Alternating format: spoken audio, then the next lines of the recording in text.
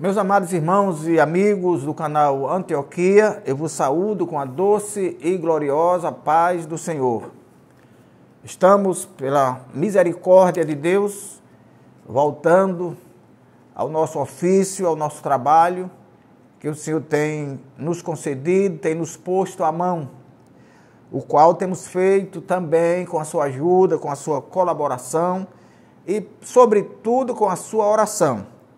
Nós continuamos estudando, trazendo para os nossos amigos professores da escola bíblica, superintendentes da escola bíblica, amigos pastores também, subsídios prévias da nossa lição, das nossas lições da escola bíblica dominical, que nesse trimestre nós estamos estudando o corpo de Cristo, origem, natureza e vocação da igreja no mundo.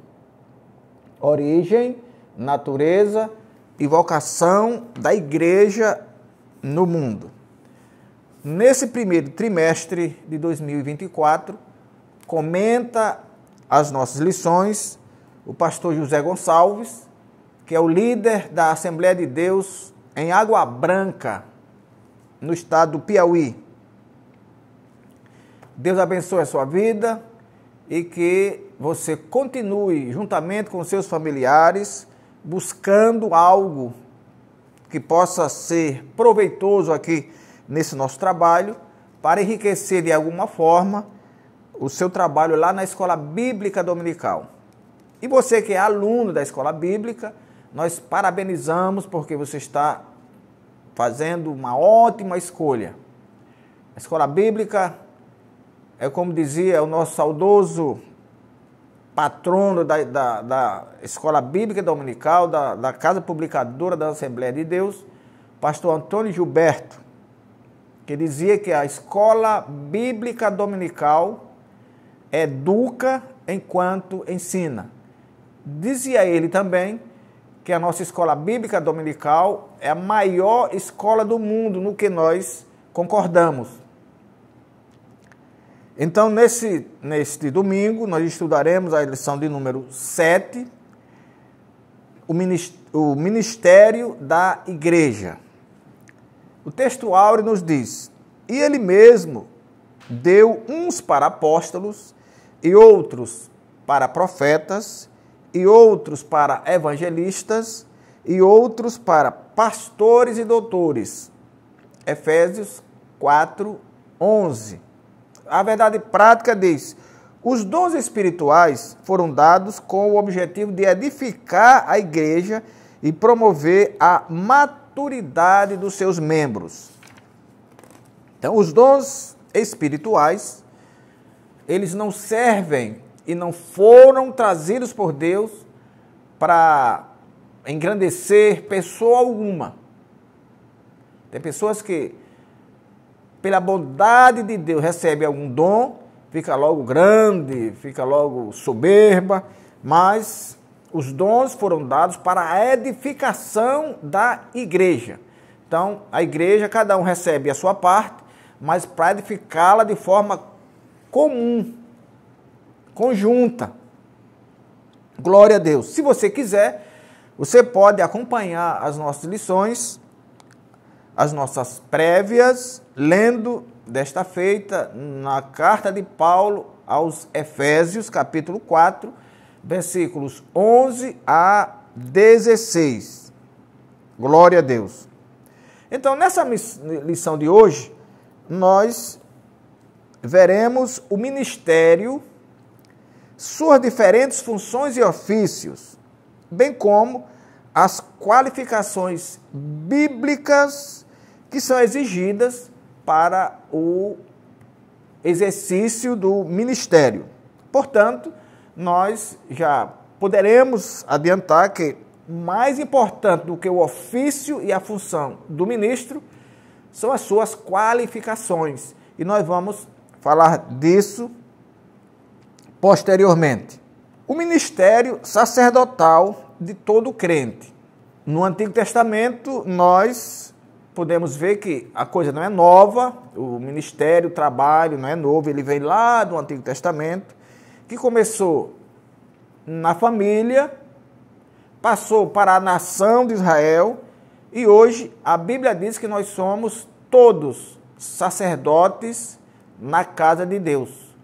Os sacrifícios que os sacerdotes, que os chefes de família, que os sacerdotes faziam lá no Antigo Testamento, com a vinda do Senhor, isso coube agora a cada um de nós. Por isso que Pedro diz que nós somos uma nação eleita, sacerdócio real. Eu vou ler aqui, eu gosto muito de ler esse versículo. 1 Pedro, capítulo 2, e versículo 9.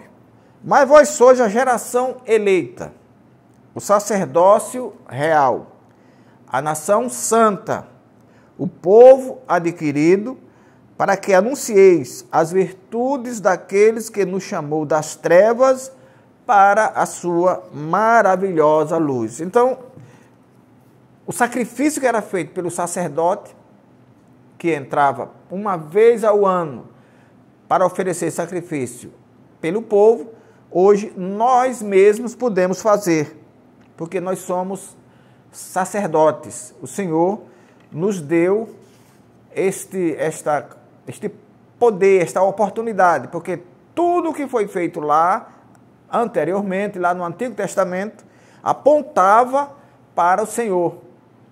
E hoje, por misericórdia de Deus, nós podemos dizer que os sacrifícios a Deus, podemos nós próprios oferecermos.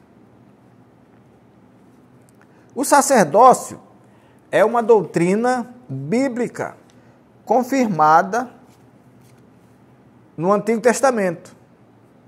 Aliás, no Novo Testamento. O Novo Testamento apresenta o sacerdócio da Antiga Aliança como um tipo de Cristo. Está lá em Hebreus, capítulo 8, versículos 1 ao 6. E o escritor aos Hebreus fala desse tipo lá do Antigo Testamento como alguém que operou o derradeiro sacrifício pelos pecados do povo, vindo então depois Jesus, que morreu por nós e nos deu então a oportunidade de sermos o que Pedro disse na sua primeira carta, capítulo 2, versículo 9, e também no capítulo 2, versículo 5, que eu passo a ler. 1 Pedro 2,5. Vós também, como pedras vivas, sois edificados casa espiritual, sacerdócio santo, para oferecer sacrifícios espirituais agradáveis a Deus por Jesus Cristo. Então nós temos, por misericórdia de Deus, esse dom para oferecermos ao Senhor o nosso próprio sacrifício. E qual é o sacrifício que nós devemos oferecer ao Senhor? A nossa vida, a nossa existência, o nosso fôlego adorando o seu nome, reconhecendo que Ele é Deus sobre todas as coisas, reconhecendo que Ele reina sobre nós. Também uma doutrina resgatada na Reforma Protestante. Sabemos que o catolicismo, ele não entende, ele não reconhece o sacerdócio individual. Ele apenas entrega isso à figura dos padres. Então, os padres é que são sacerdotes e que pela Igreja Católica é quem está pronto, habilitado para oferecer os sacrifícios pelo povo. E consideram também que o Papa é o vigário de Cristo, é a pessoa que representa Cristo aqui na Terra, no âmbito da Igreja Católica. Mas a Reforma Protestante nos trouxe algo maravilhoso, que reconheceu como bem definiu o slogan, sola escritura, somente a escritura é que nos pode dar a luz, nos orientar como buscarmos o Senhor, como chegarmos até o Senhor. A estrutura do ministério do Novo Testamento está lá, como nós lemos em Efésios, capítulo 4, versículo 11, que diz assim: e ele mesmo, ele quem? O Senhor Jesus, que é o dono da igreja, deu uns para apóstolos, deu o quê? Apóstolos para quem? Para a igreja. E outros para profetas, e outros para evangelistas, e outros para pastores e doutores. Mas para que ele fez isso?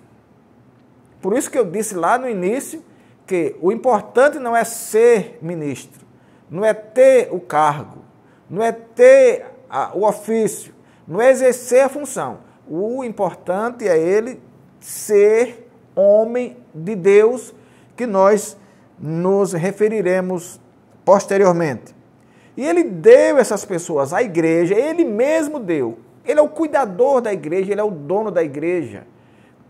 Ele deu querendo o aperfeiçoamento dos santos, isto é, as pessoas que são chamadas por ele, que recebem uma função específica, essas pessoas passam a existir como ajudadoras dos santos, que nós podemos chamar aqui que as pessoas, os crentes de púlpito, passam a ser ajudadoras ou prestadoras de serviço para os crentes de banco.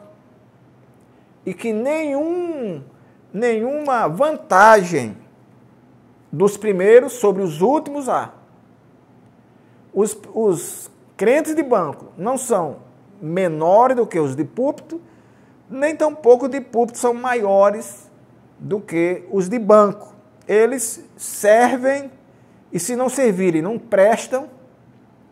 Eu repito aqui, se não servirem, não servem para Deus, porque eles existem, ou nós existimos, para servir a igreja, para servir os santos, para ensinar, para conduzir os santos para a obra do ministério, para a edificação do corpo de Cristo, até que todos cheguemos à unidade da fé e ao conhecimento do Filho de Deus, a varão perfeito, à medida da estrutura completa de Cristo. Então, essas pessoas que recebem de Deus uma dádiva, um ministério, elas têm que fazer esse trabalho aqui, levar a igreja ao conhecimento do Filho de Deus e a varão perfeito.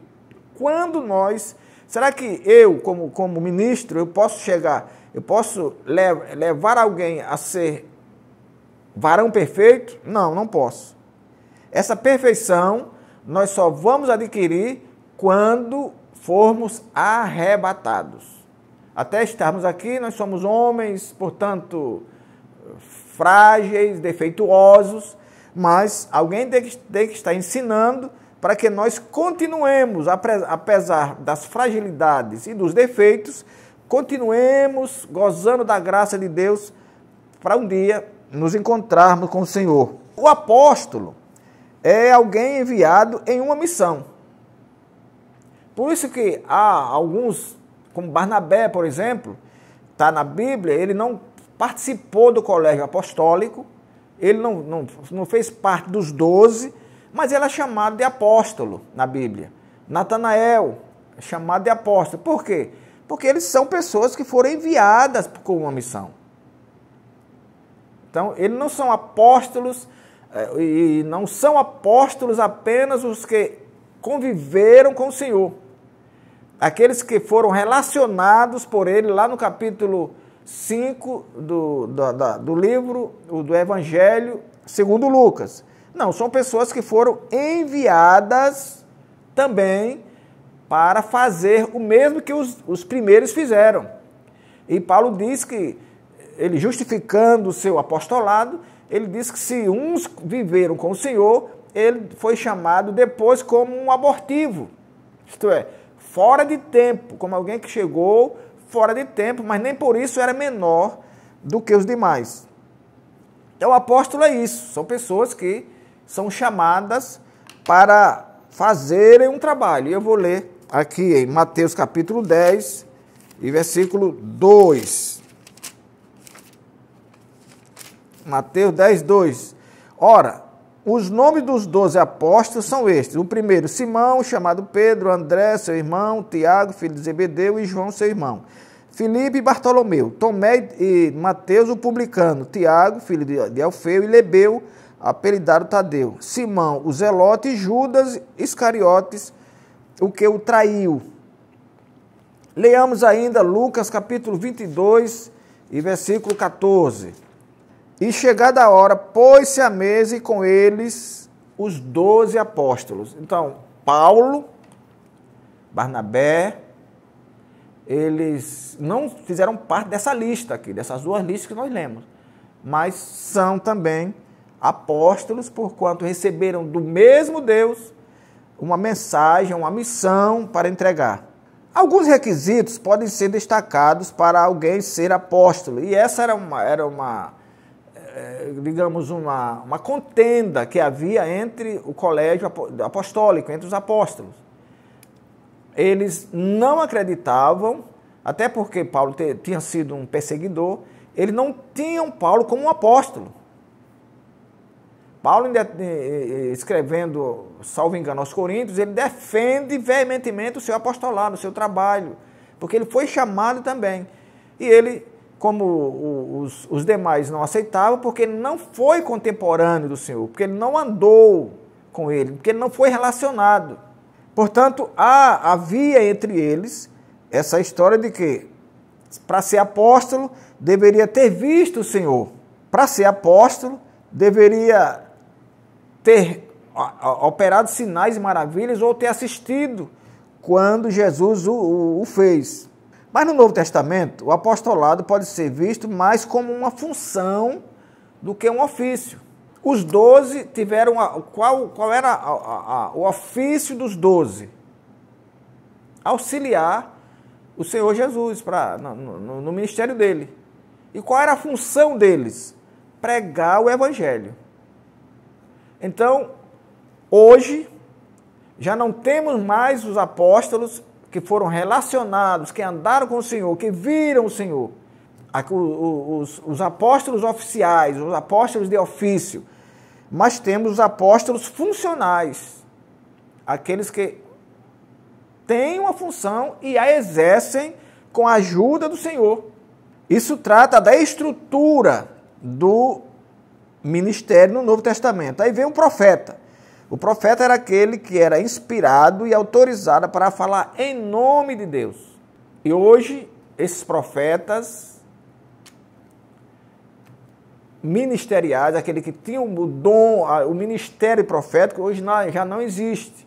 Há pessoas que são usadas por Deus, que têm um ministério, mas elas não são mais, eles não têm aquele ministério profético como Elias teve, como Eliseu teve. Glória a Deus, mas Deus ainda usa homens e mulheres como profetas na terra. Evangelista é aquela pessoa que tem algo a mais. Pregar o evangelho, todos nós pregamos. Uns mais e outros menos. Uns pregam verbalizando, outros pregam com a vida, e de forma que a palavra de Deus está sendo sempre pregada. Mas, na estrutura ministerial, o evangelista é a pessoa que recebeu de Deus essa missão específica para pregar o evangelho. Antigamente, lá no interior, os crentes mais antigos diziam que o evangelista é o brocador. É aquela pessoa que entra para fazer, para derrubar as árvores maiores, que chamamos lá de broca. É a pessoa que usa o machado, a ferramenta mais sólida. É esse evangelista que o Senhor deixou, o próprio Jesus, que é o dono da igreja, deixou para a sua igreja, para o aperfeiçoamento, querendo o aperfeiçoamento da igreja. E os pastores e mestres, ou doutores. O pastor, ele é a pessoa que apacenta.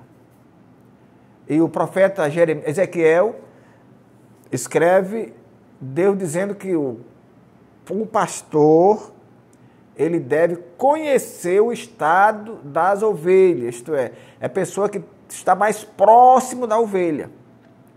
É a pessoa que cuida muitas vezes individualmente de cada ovelha. Já o mestre não. O mestre é a pessoa que ensina.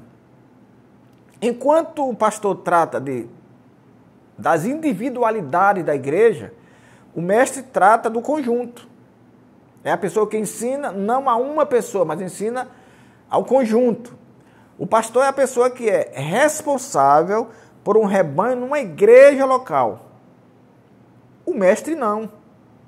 Pode até ele ter ele pode ter uma igreja local, ele pode dirigir, ele pode liderar uma igreja local, mas necessariamente não é um requisito. Ele tem um trabalho que ele faz, digamos que itinerante, ensinando as pessoas aquilo que o Senhor diz, querendo o aperfeiçoamento da igreja. No serviço, nós temos os diáconos e temos os presbíteros. Os diáconos são as pessoas que são as servidoras, as pessoas que cuidam do bom funcionamento da igreja,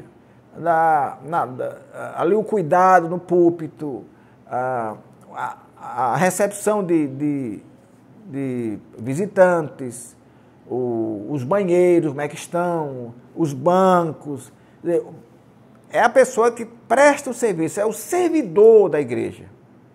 É o servidor. E o presbítero, que era, lá no Novo Testamento, era chamado de ancião, é o superintendente, é a pessoa que superintendia no trabalho, era quem liderava o trabalho. E que hoje ele é um auxiliar na estrutura nossa da Assembleia de Deus e de muitas outras igrejas. O presbítero é aquela pessoa que faz a ligação entre o pastor e a igreja. É o auxiliar mais direto. Enquanto o diácono, ele se limita mais um pouco para baixo sem nenhum demérito, mas para as estruturas mais planas, para a igreja, o presbítero projeta-se um pouco mais acima com o pastor. De forma que, enquanto o diácono serve a igreja, o presbítero faz essa ligação entre a igreja e o pastor. Mas, meus amados, o ministério, ele tem as qualificações. O ministro, ele tem as qualificações. E eu retorno o que eu disse lá no início. Mais importante do que ter habilidade ministerial é ter as qualificações para tal. Não adianta eu ter o título e o nome do Senhor, o nome da igreja está sendo duvidado, aí está sendo posto em dúvida, porque eu não tenho as qualidades para ser ministro. Se alguém não sabe cuidar da casa dele, a própria casa, como é que ele vai cuidar da casa de Deus? Então, essas qualificações é exatamente para isso. E eu trouxe um texto aqui, irmãos, para a gente meditar sobre as qualificações do obreiro, do ministro. 2 Reis, capítulo 4, versículos 8 a 10. Nós vamos ver, irmãos, que é lá naquela história da sunamita. Eu vou ler para vocês, 8 a 10. Sucedeu também um dia que, indo Eliseu a Sunem, havia ali uma mulher rica, a qual o reteve a comer pão, E sucedeu que todas as vezes que passava ali, se dirigia a comer pão. Veja que todas as vezes, não era apenas uma vez, não foi apenas uma vez que ele passou. Todas as vezes que ele passava, a mulher chamava para comer pão. E ela disse então ao seu marido: eis que tenho observado que este que passa sempre por nós é um santo homem de Deus. Ora, irmãos, a sunamita estava retendo, estava trazendo o profeta para fazer refeições na sua casa. O profeta, até sem saber, ele não sabia, para ele ali eram apenas gestos espontâneos de bondade da sunamita, em trazê-lo para sua casa para comer pão. Mas não era. A sunamita, irmãos, devido a sucessivas vezes que ela chamava para sua casa, ela estava submetendo o profeta a um rigoroso processo de avaliação do caráter. E a sunamita, ela não estava preocupada se Eliseu era profeta, não. A sunamita estava preocupada em observar Eliseu para depois apresentá-lo ao marido. A sunamita estava preocupada em observar o profeta para depois reter na sua casa. Porque ninguém vai levar alguém que não confia para sua casa. Mas quando ela observou durante vários dias, ela então diz ao marido: esse é um homem de Deus. Ela não diz que esse é um profeta, esse é um apóstolo, esse é um doutor, esse é um reverendo. Não, isso não tem nada a ver.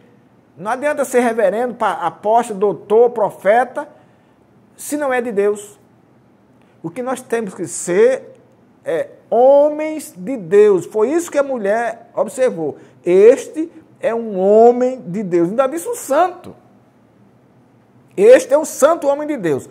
Como ela descobriu, assim, secretamente, do marido e do profeta, que aquele era o homem de Deus, ela agora propõe ao marido: façamos, pois, um pequeno quarto junto ao muro e ali ponhamos uma cama, uma mesa, uma cadeira e um candeeiro. E é de ser que todas as vezes que ele vier, a gente leva para lá.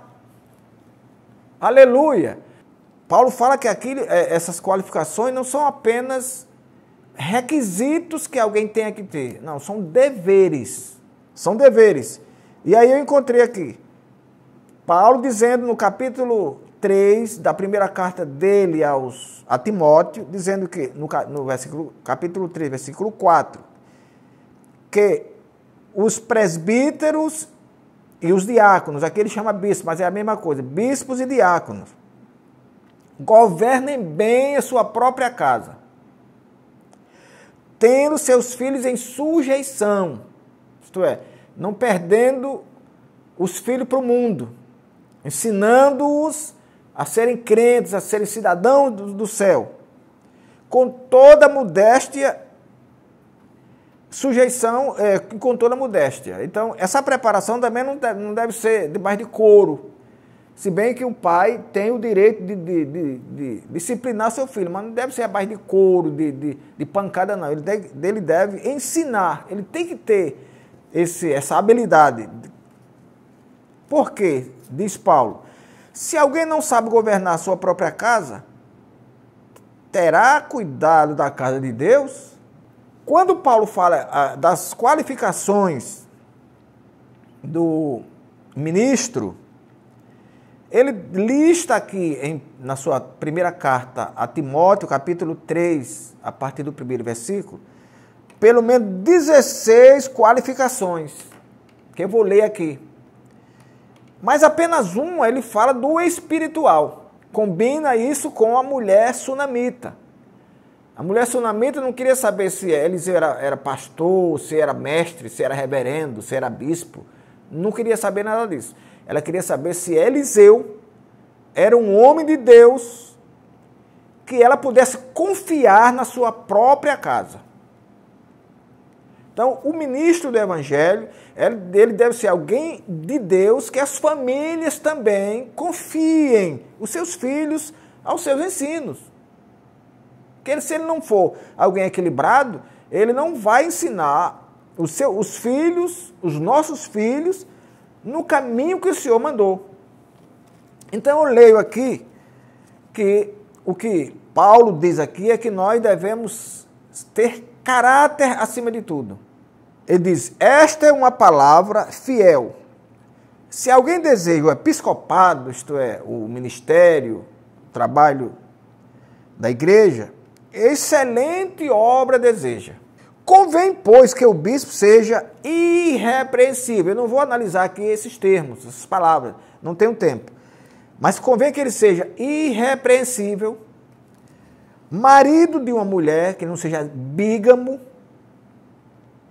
que ele seja vigilante, que ele seja sóbrio, que ele seja honesto no que fala, no que faz, no que prega, que ele seja hospitaleiro, porque tem pessoas que não sabem receber ninguém na sua casa. Ele se autoconvida para a casa dos outros. Não sei se alguém vai se ferir com isso. Ele se autoconvida para a casa dos outros, mas para a casa dele ele nunca chama ninguém. Como se os outros, na casa dos outros tem cozinha e tem mesa, na dele não tem. Mas ele tem que ser hospitaleiro, apto para ensinar, é aqui onde está a qualificação espiritual. Apto para ensinar. Mas segue, não dado ao vinho, não espancador, a igreja não ficou para ser espancada por ninguém, se não sabe, entregue, ou vá ler, vai estudar. Mas espancar, a gente cansa de ouvir, cansei de ouvir muito isso. Hoje é só madeira, hoje é só isso. Madeira o quê, meu irmão?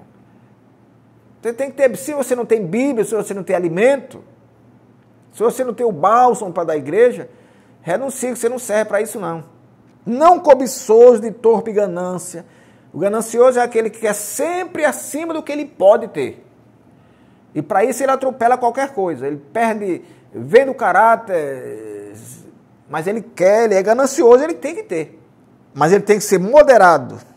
Não contencioso, briguento. Tem pessoas que brigam com tudo. Não avarento. Não avarento. Tem pessoas que têm campanhas muito bem articuladas nas suas igrejas para adquirir dinheiro, não para obra, mas para si próprio. Que governe bem a sua própria casa. Olha, quando você vê um obreiro que não governou a própria casa, que você vê aquilo que ele prega na igreja contra acontecendo na própria casa, esse não serve. Tendo seus filhos em sujeição, com toda modéstia. Porque, eu repito, se alguém não sabe governar a sua própria casa, terá cuidado da igreja de Deus, e ainda diz, não neófito, para que, ensoberbecendo-se, não caia na condenação do diabo. Neófitos são aquelas pessoas que nunca crescem, nunca prosperam. Tem 30 anos de crente, você pergunta quantos apóstolos Jesus, com quantos apóstolos Jesus trabalhou, ele não sabe. Ele não sabe nada da Bíblia. É alguém que a vida passa por ele. Ele não domina, a vida que passa por ele. Glória a Deus. Então, essas qualificações, elas são deveres dos ministros, se é que eles querem ser ministros. Como Paulo diz, se quer ser, excelente coisa deseja. Você deseja boa coisa, mas tem que ter essas qualificações para não ser alguém que, vez sim, vez não, jogue o nome da igreja no escárnio, na dúvida e no escândalo. Que o Senhor nosso Deus nos guarde e nos abençoe e até o nosso próximo encontro. Inclinai os vossos ouvidos e vinde a mim, ouvi e a vossa alma viverá.